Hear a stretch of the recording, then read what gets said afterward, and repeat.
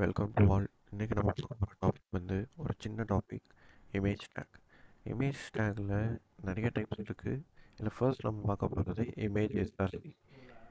இப்போது இமேஜை எடுத்துக்கிட்டோம்னா ஒரு இமேஜ் டேக் நம்ம கொடுப்போம். ஓகேவா? டேக்னா என்ன? ஒரு கிரேட்டர் தென் லெஸ்ஸர் தென்குள்ளே இருக்கிற ஒரு கேரக்டரு, அந்த கேரக்டரு ஒரு ஆப்ரேஷனை பெர்ஃபார்ம் பண்ணால் அதான் டேக்னு சொல்லியிருக்கோம். கரெக்டாக? அதே மாதிரி இமேஜுக்கு ஒரு டேக் நம்ம கொடுக்கணும், ஐஎம்ஜின்னு. நெக்ஸ்ட் எஸ்ஆர்சி, அதாவது சோர்ஸ்.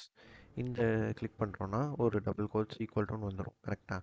இப்போ என்ன பண்ணணும்னா ஒரு இமேஜை நம்மளோட ப்ராஜெக்ட் ஃபோல்டரு நான் ஒரு இமேஜை இம்போர்ட் பண்ணிக்கிறேன்.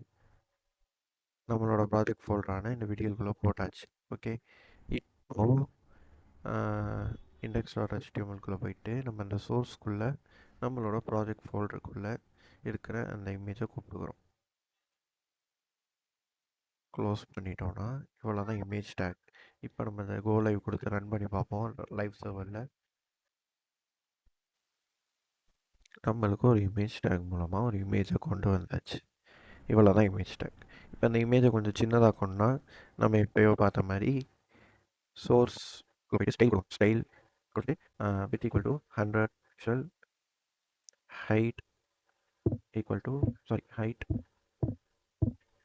100 பிக்சல். இப்போது நம்மளோட லைவ் சர்வருக்குள்ளே போய் பார்த்தோன்னா அந்த இமேஜ் வந்து 100 பிக்சலுக்கு டொனேட் ஆகிடுச்சு. அவ்வளோதான். ஓகே, அதாவது இந்த இமேஜ் எஸ்ஆர்சி பற்றி பார்த்துருக்கோம். இதை எப்படி ஒரு இமேஜை சின்னதாக்குற கரெக்டாக அந்த சைஸுக்கு கொண்டு வர்றது பார்த்துருக்கோம். ஓகே, நெக்ஸ்ட் வீடியோவில் நம்ம என்ன பார்க்க போகிறோம்னா இன்னும் சில டேக்ஸ் இருக்குது, அதெல்லாம் பார்ப்போம்.